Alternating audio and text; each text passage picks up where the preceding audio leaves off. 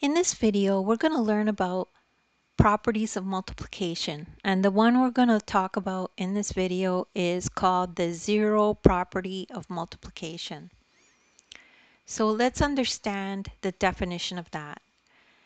It just says any number times zero has a product of zero.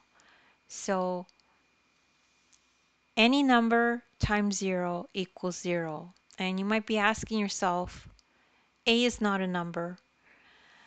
But A is just a common representation of any number. A is simply any number.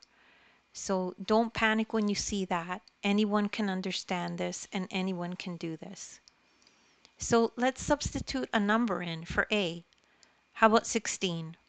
16 times 0 equals 0. This is the zero property of multiplication. And that's it for this concept. And don't worry if you don't get it right away, just rewatch the video.